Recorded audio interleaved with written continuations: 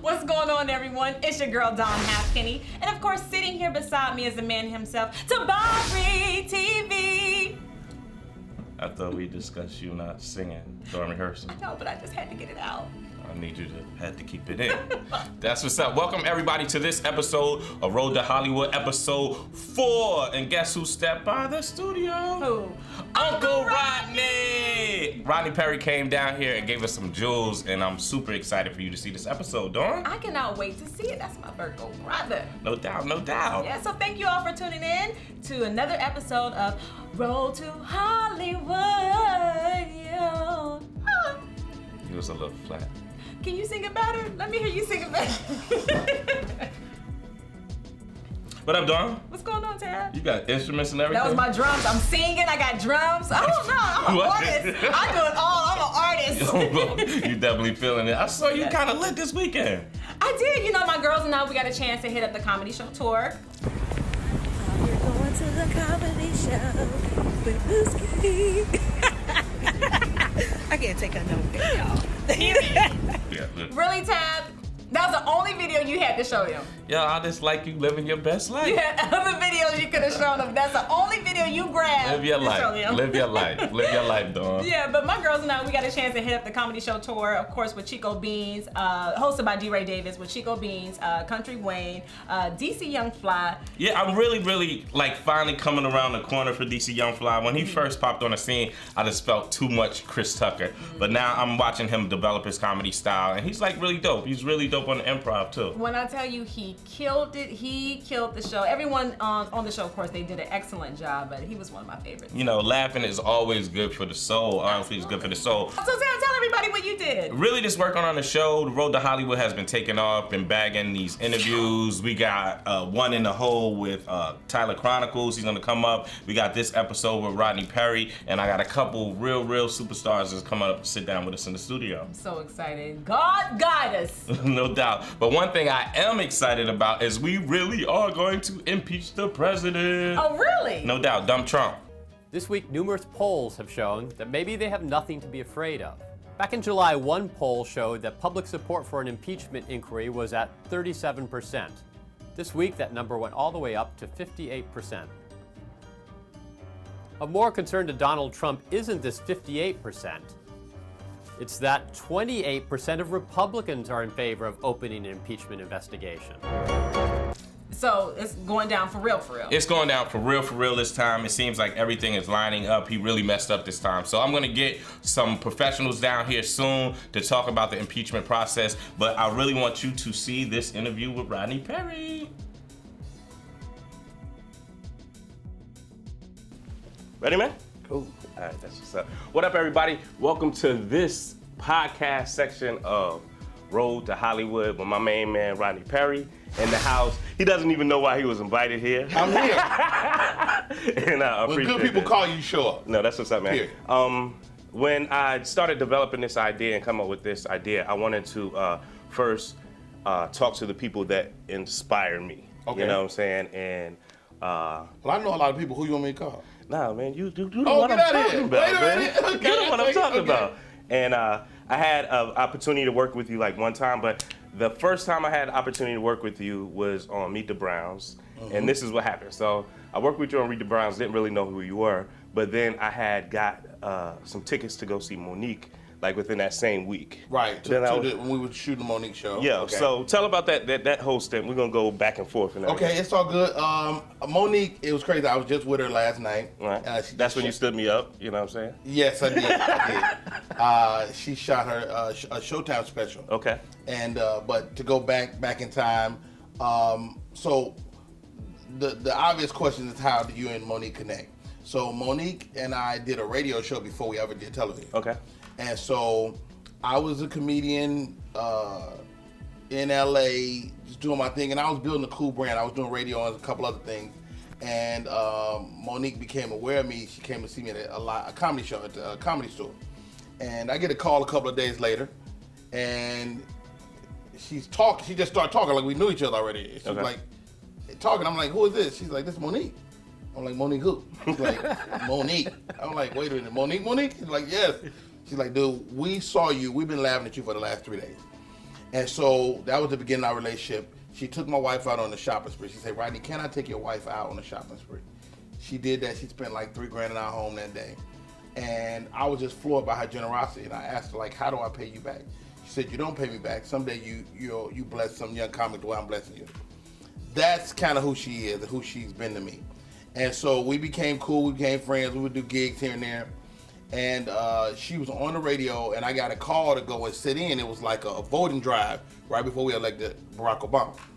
And so I got that call to go down, and I sat in with her on her radio show, and we just had an immediate chemistry. Okay. And it was other comedians that was there too, like reputable comedians. But she and I had something different. Mm-hmm.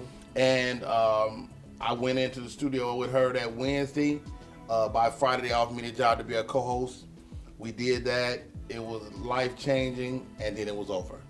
And when it was over, she said, Rodney, bigger and better things are coming. She had already shot Precious. Okay. And I get a call that summer. Rodney, I just made the biggest deal in BET history. I want you to roll with me. All right. And then I get a call from BET, and we did a deal, and I moved to Atlanta. That's what's up, because I came, it was like, it had connected, it was like within like the same, a short period of time, because I reckon I was like, yeah, that was a dude from the studio. And that was the beginning of the Tyler Perry Monique beef. So the crazy part about me even getting to do Meet the Browns, they wouldn't even see me for nothing because I was caught up in that thing at some point. And so they eventually, I got to go in to meet Alpha Tyler and auditioned, and I booked the Meet the Browns episode, which is to this day one of those things that people still recognize me from. It's crazy. No doubt. That's one of those shows that, Tyler, I go everywhere, and that's a song, Meet the Browns, House of Pain is like playing on every little local station. You can't even understand that. So I'm gonna get back to that. Okay. But you a Chicago OG. Chi-Town, South Side. Grew up in the city, but I'm not a Chicago comedian. Okay. So just to give you some context, I'm a Chicagoan through and through. I'm a Bull fan, Bear fan, White Sox fan. I love house music. I love Harold Chicken. I love White Castle. House music all night long. House music all night long. Time for the percolate. So I'm Chicago, but I started comedy when my mother and my family left Chicago. Okay. And I'm really a product of the Bay Area. Okay. The Bay Area is like where I comedically grew up, man. Myself, people like Cat Williams, people like Lunell, the bad girl of comedy. We were all in the same talent pool during that time. And I love Chicago, man. Chicago it goes through my veins. It's my blood. So you were in the Navy. I'm a Navy man. So like, how did that structure your life or give you any structure? Absolutely. Navy will definitely give you structure. Navy is like living at your mom's house, but you just get a check every 2 weeks. And so there was a certain security, and I was in the Navy. I joined the Navy in 1990, had a daughter on the way, and I just wanted to be able to take care of mine. And my mother was at that time taking care of me, and I couldn't have her taking care of me and mine. And so I was working at a shoe store. All this is in the book. Yeah. Writing period moments on my journey. So I'm working at a shoe store, walking to work, Monroe, Louisiana, and a recruiter asked me, do I need a ride? And in that short ride to work, he pitched me. And I'd already considered the military, but I was really, because of the heat of that particular day, I was like, you know what, I should do this, And maybe a week later, I was gone. San Diego boot camp, and next 8 years in the Navy, man. So when did the comedy thing started developing? I was doing comedy before I joined the Navy. Okay. Were you like a class clown, or? I was definitely a funny guy, but there were guys I grew up with, Chicago and in Louisiana, that was way funnier. But there's another thing that makes you have to do it in front of people. Okay. And I just had that thing very early. And so to answer your question, I'm in the Navy. I'm performing. I'm doing my Navy job during the day. I'm working at night. I'm telling jokes at night.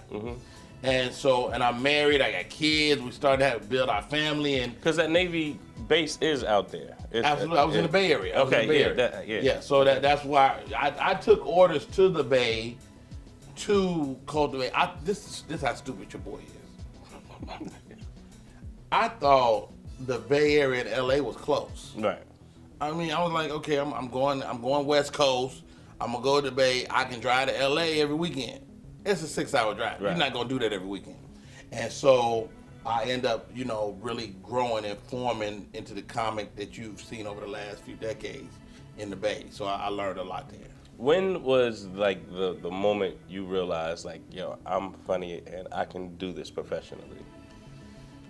Wow, that's a definite moment. I knew I was funny in second grade because I had a teacher that would let me tell jokes at the end of the day if I would shut up throughout the course of the day. So I knew I was funny. I wouldn't figure out how to make money at it till much later. I got out the Navy in 1998, and I took what I call a leap of faith, but like real life is waiting on you on the other side of that. So you take the leap. You get out the military. I told my mother, I said, Mom, I'm getting out the military. She told me 1,000 reasons why I shouldn't. And I was like, I really didn't ask your permission. I wanted you to know what I'm about to do. And so I did it. Didn't ask nobody. Didn't ask my wife. Didn't ask nobody. The only person I told other than my wife was my mom. And she told me not to do it. But I was like, I was just ready. I had met some comedians that I thought were really funny, that it allowed their life to pass their career by, and I was determined not to let that happen. I didn't want to be the old dude that used to be funny. And so, 98, I got out the military, man, and really started pursuing comedy. But I moved to LA, but at the same time, I still got to pay the bills. So I was taking jobs, temp jobs, man. My wife managed an apartment building in Inglewood, California. We did a lot to make ends meet. And I was working at the VA, and I'll never forget this guy. We had become friends over the couple of weeks I was temping. And he looked at me one day across the lunch table. He said, "What are you doing here?" And I was like, "You know what, I'm doing data entry." He said, "No, dummy. Why are you in LA?" I said, "Man, I want to be a comedian. I want to tell jokes. I want to maybe act someday. I had a lot of big plans." And he was like, "Well, you got to get out of here. Right. You got to get out of here right now." And I walked out of that VA that day, and I haven't done nothing but entertainment since then. That's what's up, man. Yeah. That's what's up. I spent a lot of time out in the Bay. I had a life before film and television. I used to be an A&R music, so I was actually E40. So you love music? I love it. I love it. I fell out of love with it too. You know what I'm saying? Yeah, the music Are industry. you back? Yeah, but I do it in different capacities, like with my music reviews, and I DJ a lot. Got it. So, but not. That's like on in my bucket list. The what? DJ. Let's get it. Let's That's get on it. my You gotta bucket come to list. practice though, man. I will. No doubt. I'm serious. I'll be I serious got a about it. rig. I got a rig. I just need. I realize that regular people just don't have the music. Yeah, you got it. I got about 500 gigs of music that Are you I'm serious? about to give you today. Wow. Okay. So I got my drive. I got to go buy a drive right quick. We got clouds. We got clouds. I love it. I was E40's A&R, and I was Too Short's A&R. So I spent a lot of time. I did two. Wow. I did. Too Short just had a baby. Yeah, You see that? Yeah, I did see that. Shout out to Mr. Shaw. Yeah, and everything like that. Good All man. right. The one thing I'll give you some Tabari history background. I have a lot of admiration for comedians because at one time I thought I wasn't going to be a comedian. It's not too late. Nah, it ain't. I ain't that Not funny too no late. more. I used to book all the comedians at my school. Like I was in charge of the in college. In college, so Okay. I was that guy. Okay. So, and I had. I've been booked by that guy before. I've definitely been booked by that I guy. had Chris Tucker, D.L. Hughley. Where'd you go to school? I went to Rider University. Shout out to all my Rider people. Where's Rider? It's in Jersey. Okay, It's in New Jersey. In Jersey. So, and y'all This the was home, Def Comedy Jam. Y'all in the hub Bob Sumner. of wow. Yeah, Bob so Sumner you guys, time. you saw like Bill Bellamy and those guys first. I live in East Orange, and the Peppermint is. You was in Peppermint Lounge? Yeah, I was in Peppermint Lounge. You got history, son. Yeah, so it's that real. It's that real. And one of the main people that in the history of the people, a lot of people came to my show, so they know what I'm talking about. But Michael Collier, and I was just with him last week. yeah. So you don't know if you remember when I was trying to book you for the show, I had flew Michael in, and we all hung out one time. I was trying to get you on the Boston Comedy Series or whatever, and everything was going crazy. So I'll make you remember this. And Michael was like, "Yo, we're gonna go hang out with some guys at Subaru Bar." And so Michael, the whole time, if y'all don't know Michael Carr, he's like the super sharp dude. So he's talking about this designer and shit that he has, and this one-of-one shirt that he has on. And so we walk into the bar. And what's name had the shirt on? Don D.C. Curry. Yeah, I remember. He like, I got this one-of-a-kind shirt. It was a nice shirt. I got a picture of that. And it's really fairly casual for Michael. Yeah. So he was talking about that shirt, and we walk around the corner, and Don D.C. Curry was sitting in that damn shirt. He's sitting in that shirt. I remember that, dog. Yeah, I was What with y'all. We at, though? We were on Highland Avenue. It was D.C. Curry, Michael Collier, and Jansley Brown was there. Yeah, I got a picture of that. Yeah, it was crazy, and it's just so funny. Like every time. I don't remember you from that. Yeah, I've been around you like 5 or 6 times. I felt the first time I remember knowing who you were was Tyler Perry. Okay. Because you was like integral that day when I was there, and you was like, I was like, this dude is important. I wasn't that important. I ain't get no ticket to the what you call it. It wasn't that important. So that's I was always just involved with like comedians and just trying to figure that out. Donnell Rollins, we had a nice little circuit when I think about it. Who came through my school during those times. So I remember like working with you again, and this is like why I love comedians, because some of the comedians, they're like a threat that they can do comedy at night, but at time if you audition, you can book some roles, and I've seen comedians do some. So you're active before comedian? No, I'm a comedian first. Okay. But what I realized fairly early on, Tawari, is that if I want black people especially, to come see me, they need to see me on the box. They need to see me in a movie. They need to see me on TV. Like, black people don't spend money on you unless they know who you are. Right. And that's okay. So as the talent, you got to understand, you got to go in their living rooms, and they got to go, hey, that's my man from They need that. Black people need, hey, that's, white people read your reviews. Oh my God, this guy, I need to see this. I need to see this guy. Oh my God, he wrote this? Yeah. And they'll go see you on that. Black people need to see you on the thing. Yeah. Period. And so I understood that. I started taking acting classes.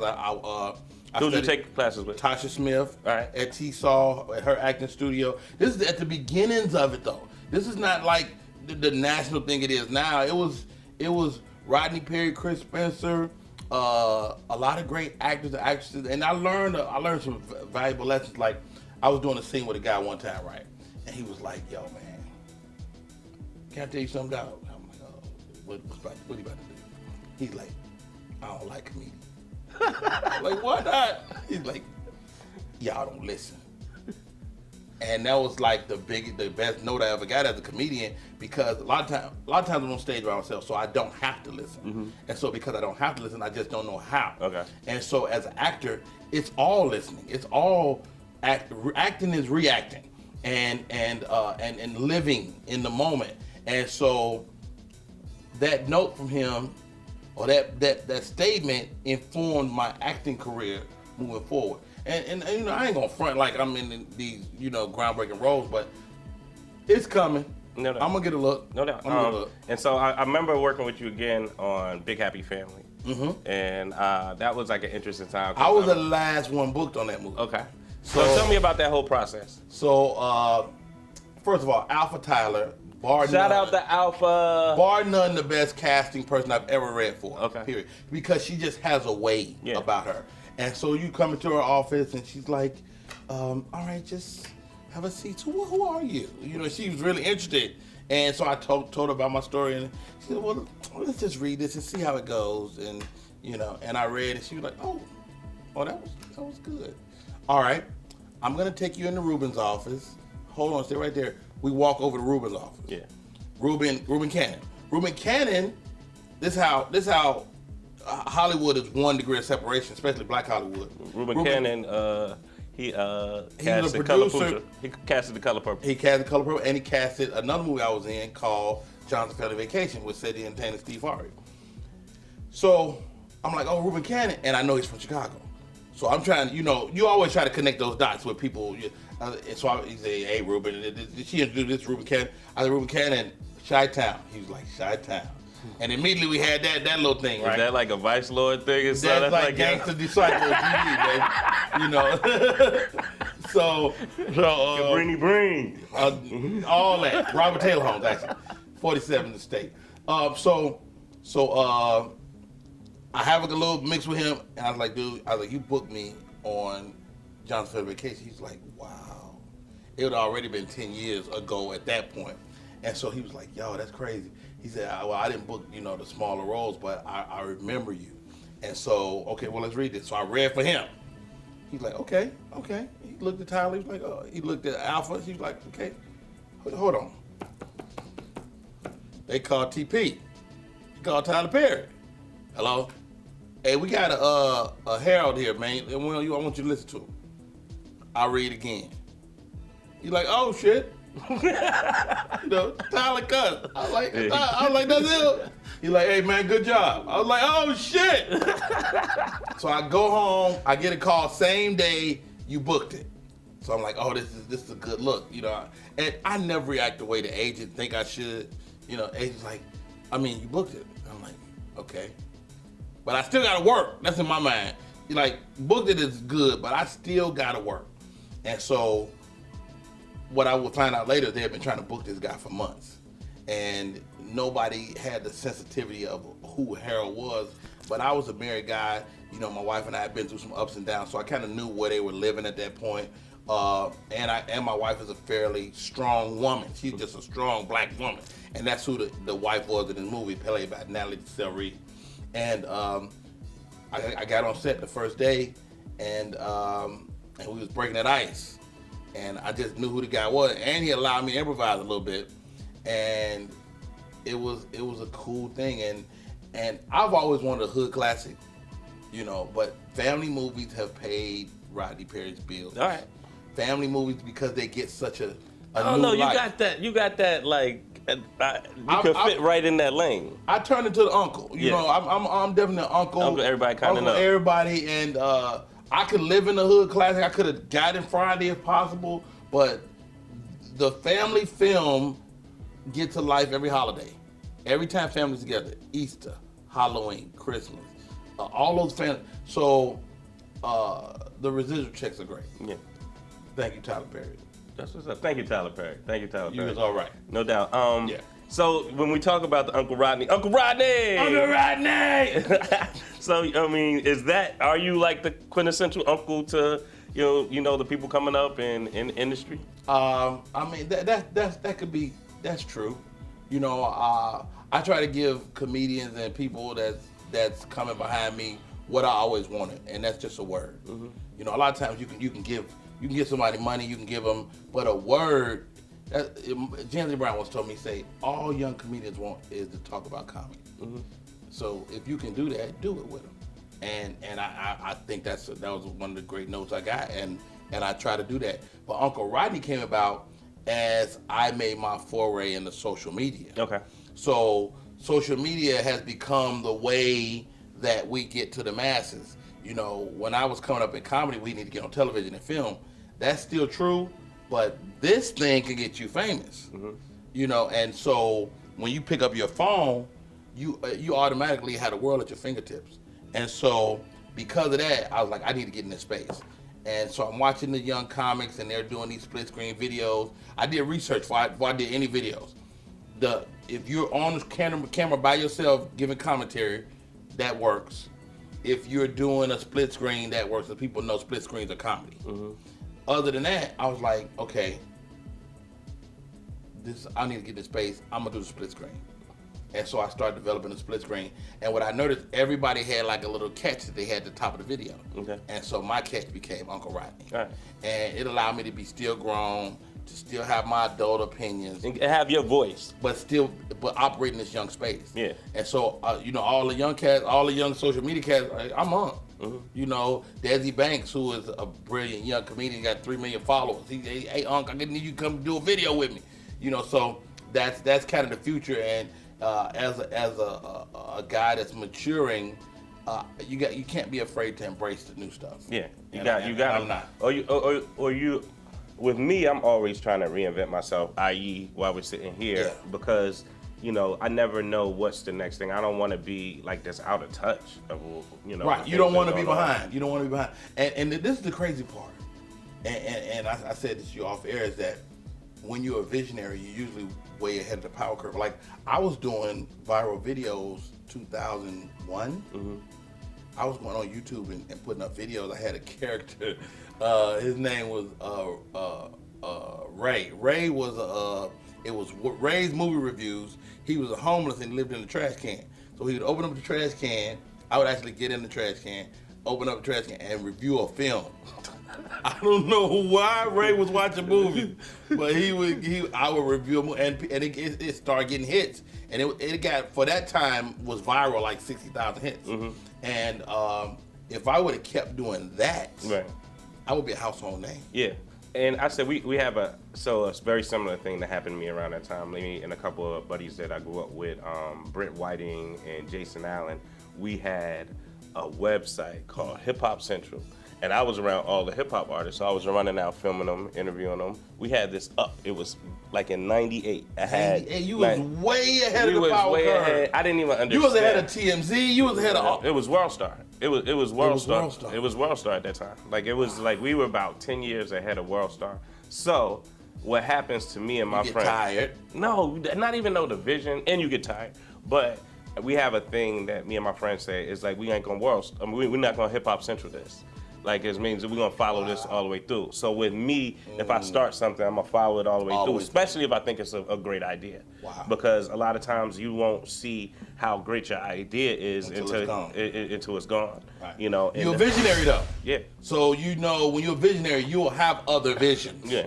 You know, and so I think the hard part is identifying the fact that you're a visionary. Yeah. You know, because that's probably not the only time you've been ahead of the power curve. I've been ahead a couple of times, and you know, it's a thing where I hone everything up. Right now, and this is what I do, everybody. I packaged up an idea. The first thing I do is I buy the .com. If I got a really good idea, I just buy the .com. It's like $10. Right. And ain't nobody trying to outbid you on it because it don't exist yet. It's almost a trademark nowadays. Okay. You know what I'm saying? If you get the .com to your idea, whatever it is, it's almost you know, and it's cheap or whatever. So now I have that living. I do I may do a treatment, and then I may do a sizzle reel, and then I put it aside. But now I can, if I meet somebody and I'm in a conversation about an idea, all I got to do is hit a button. I Boom, got boom. it right here. How about that? I want to get through a couple of things real quick, but the next time I got to work with you is when I called you in for my documentary Swirl. Swirl. Yeah, Swirl. I like Swirl. It doesn't matter like what background you are really, like it doesn't matter. Like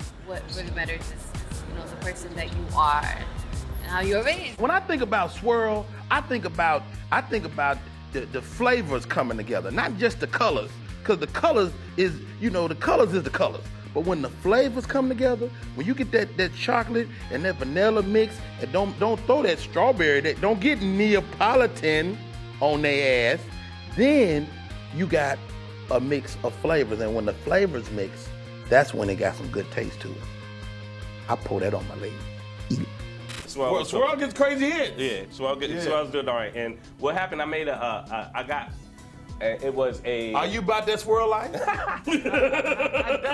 Like, I'm not opposed to it, but I definitely haven't had a interracial relationship. Okay. I haven't had. I've had a many relationships, so let's start there. But I haven't had an interracial relationship. And when I was doing the research, and I was like putting stuff online and stuff, and it was such a heavy topic that people were attacking. Yeah. So I was like, I wanted to make it funny. I was like, I'm not gonna make this heated, documentary, and that's why I called you in, and you killed it. And I was really it was fun, man. It was fun, and you had a real clear vision. Like, what I'm looking for as a comedian is give me a roadmap, and I can get between the lines and he's funny. Right. But that's what I liked about your approach to that whole idea was that, Rodney, give me some XYZ. And I was able to do that inside those spaces, and I think we turned out a really good product. No, and I appreciate that. But this is how life is crazy. All right, so not right after that, you following people on social media, and I realized I don't know a lot of people that know you and are friends of you, and then you got ill, and I'm watching this on social media. So what happened? So short answer is I had a stroke. Okay. It's 3 years, October 30th. 2019, it'll be 3 years ago that it happened, and I lost my left side of my body. I had to learn how to walk again. Had to learn how to use my left hand, and it's kind of surreal to know that I went through that and I came out on the other side of it, because everybody, now that I meet stroke survivors, everybody doesn't walk away with no deficit. And I mean, it's an ongoing battle. You know, my stroke came because of blood pressure. I was hypertensive and I was walking around like a old car running hot, and I got a call. I was on the road, Denver, Colorado.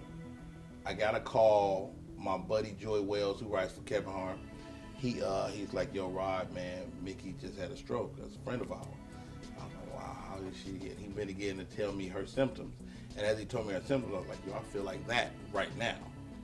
And I gathered myself up, dragged myself over to the Walmart, put my hand in the cuff at Walmart to check my blood pressure. It was 221 over 140, and I knew I was in trouble. But this is how stupid I am. I still went and did 2 shows that night. Oh, man. You know, because I was like, I still got to go get this money. And I really probably jeopardized my life. I should have went immediately to the emergency room, which I didn't do. It was still 5 or 6 hours later before I would get to the emergency room. But I ultimately had the stroke at the hospital. If you're gonna have a stroke, have it at the hospital. Have it at the hospital.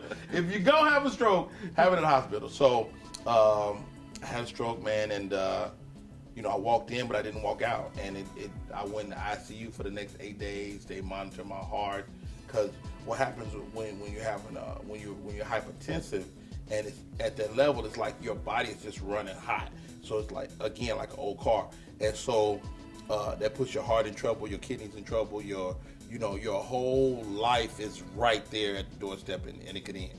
And it was a tough time. It was surreal. It was eye-opening. It was liberating, and it was a fight, man. It's a fight. I talk about in my book is that, you know, I've lost several fights in my life, you know, but I was determined not to lose that one. That's dope, man. And I was definitely praying for you. And it was just like, this happened a couple of times. We don't realize how social media connects us, but it doesn't really connect us at all. It's like at the end of the day, I don't like know.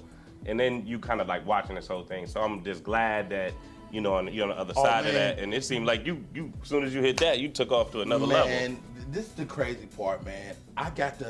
It was almost like dying and getting a watch. Mm-hmm. Like, because I was laying in my hospital bed and people posting all these posts about how they had stuff that I said to them, how I'd affected them. Yeah. And so I was one of those people. I was like, I got to watch that, dude. Imagine, you know, the stuff like, you know, when somebody passed away and people was like, man, I remember so-and-so. I got to watch that. I got to hear people go, we're praying for you, Rodney Perry. This how your boy ain't smart. So I was still going live. I'm in a hospital. Yeah, that's how I knew he was all right. What's wrong with this dude? I'm like, hey, everybody, it's your boy Rodney Perry. I'm going to be all right, had a little stroke. That's what I thought I was saying. What I really was saying, Baba Dibba died. Did you fall asleep or alive? All right. It's still up. It's one of those videos still on Facebook right now. But yeah, it was. My family had an intervention. They took my phone. That's crazy. Because I was doing too much. That's crazy. Yeah, that's crazy. But I feel like, you know, since your stroke, like you've hit like have you made any lifestyle changes? What's going on with you? Okay, so this is what happens. You go through, you're scared as hell, you almost died, and so you get straight. You know, it's like an addict. You know, you like, I don't want no bad food, da da da. And then one day you go, give me one of the wings. And then you get another. And before you know it, you're back fat. So, but I'm constantly monitoring my blood pressure, which I will never stop doing, which I wasn't doing. So your vice is eating? My vice is bad food. Bad food. Great bad food. I like. But I saw you in the kitchen cooking it up. You had that cracking? I still cook, and what the battle for me is my inner fat boy. Because what I realize is your little fat self, that dude fast. He hard to catch. I've been chasing his little fat butt my whole life. And so I'm really, like, it took me 2 years to get my balance back. So I got out of the hospital, I was walking around living life. People, you could see me, and I did movies and TV, but my balance was very bad, returning into real life. And so it took me 2 years to get sure on my feet. So just as of over the last 12 months, I really felt comfortable to get back to working out. So I'm back on my bike. I'm riding, 5 or 10 miles a day, and trying to get this, this little keg off me so we can go eat for real, and make another big run. So I see this. Tell me about this. Moments on my journey. This is a bucket list item. So the original title was gonna be 100 moments on my journey. And I start one Saturday morning, and I said, well, just let me write down the moments, different moments in my life I want to cover. I started at 0 and worked my way to the end of my life. And when I finished, I was at like 130 moments. So I said, okay, let's just call it moments. And I got a friend of mine who was a self-published author, and I was like, yo, how do I do this? I don't know how to write a book. She was like, let me give you some tools. So she gave me some tools. She gave me a site that allowed me to dictate my book, because I was still going through some issues post-stroke where I really couldn't type. Mm-hmm. And so I was able to dictate this book, and that sped up my time frame. So something that would have took me 6 months to do, I was able to do in 6 weeks. Okay. And so I dictated each word. My book reads like me talking, and because I was talking, and it's stories from meeting Sid the Entertainer, who was my comedy mentor, to dealing with Steve Harvey and how Monique and I connected, to just life stuff, my wife and our relationship, how that began, and the different loves of my life, and those lessons I learned along the way. So it's all in here. It's an easy read, 133 pages, and we're getting it out there now, man. That's what's up. So recently, I don't know if it was official or whatever, but you got a role on Coming to America? It is official. It is official, and that's a big deal. Eddie Murphy is the reason I do stand up. Okay. And so to get the chance to share a screen with him, to be in a scene with him, it's been nothing short of surreal. We're still shooting as we speak. Well, not right now, but like now. And so I'll be on set Monday. Okay. Monday coming, and man, it's crazy, man. When I got the word, and I told you a lot of times I'm just not affected, and my agent again was like, well, you booked it, and I was like, oh wow, thank you, that's hot. And she was like, you ain't happy? I'm more happier than you. Right. Man! But I walked upstairs, and my wife was in the kitchen, doing something. I was like, I got some news. She said, what's up? I said, that book Coming to America. And she just looked at me. And I just broke down, man. That's what it is, though. I broke down. I had to let a little tear go and say, thank you, Jesus. And we went to work, man. And my first day on the set was with Eddie Murphy in Arsenio Hall. And I'm like, yo, this is what you've been working for. This is what it's all about. This is a win. I said this the other day. All we want as artists is an occasional win. Mm-hmm. You're a producer. You all we want is a win. When you get swirled on the air, that's a win. Rodney Perry booking Coming to America, that's a win. That's not the win. It's not the only win, but it's just one of them. Mm-hmm. And our life is a sum of wins and losses. And I've had a chance to get my most recent win, courtesy of Eddie Murphy and Coming to America, them having an idea with this. Yeah, man. I call it, it's like so funny. Like there's so many different commonalities in successful people or people on their grind. And when you call it a win, I call it putting points on the board. I like that. I like that. Putting points on the board. Like I always was a point guard or a two guard. I always was a tailback. I always, So if I'm not scoring, I come to score. Like I'm not coming to watch the game. I'm coming to put some points on the board. Yes, sir. And that's how I kind of like focus in life. Right. So, brother, what's going on? What's the next thing for you? What's next? I'm getting to this podcast space. Rodney Perry Live is a weekly show that I do. I got about 20 of those in the can. I wanted to have some in the can before I really went public with it. Right. And so that's on the horizon. Looking to get into producing, man, really creating and producing. I think as you get older in this game, you have to. It's like Michael Jordan. You have to evolve your fadeaway. Mm-hmm. And don't get me wrong, I can still dunk, but I can hit this fadeaway and still 2 points. Yeah. it's still points on the board. Still points on the board. And so I've been dabbling and sticking my toe in the water and producing and creating some shows, man. That's that long bread, you know. That's the, you know, to me, that's what that's to the TV and film world what being a music producer is to the music game. Like artists, being an artist is great, but the producers walk out with all the money. Right. You know, and so as I start looking at it, I'm like, being in front of the camera is great, but the producer is the one who's paying everybody. That guy, he's taking a risk at the outset, but he's reaping the benefits at the end if it wins. And so as I began to understand that, that's like I want to get in that space. I want to understand that. No, that's dope. And your Uncle Rodneyism, like what advice would you give an up-and-coming comedian or up-and-coming actor that's, you know, on their way and on their path? Ask Uncle Rodney. What would I tell an up-and-coming actor? Work hard, but flow though with it. Like the secret, I think, is to find the flow and trust your dopeness. Mm-hmm. Like the reason you're in that space is because you're already dope. You know, I've had people come across my path. I teach an improv workshop, and I meet some great human beings that come across my path, and I'm like, dude, you're dope. And so I tell them, I'm not here to teach you improv. I'm here to teach you how to trust your choices. Because if you can trust how you move, how you act, how you react, you can always end up in the right place. And I think that's the best advice I can give. And don't quit. Don't quit. Find something you love to do and don't quit. Don't quit. You'll be all right. Man, I really appreciate you coming down here, Rodney. Dude, this is dope as hell. I'm impressed. Yo, everybody, what city is this? Like Miami? All right, so these are my favorite cities. That's Atlanta. Yeah, it's Atlanta. That's Jackson Street Bridge. Right. I love Miami, and that's New York.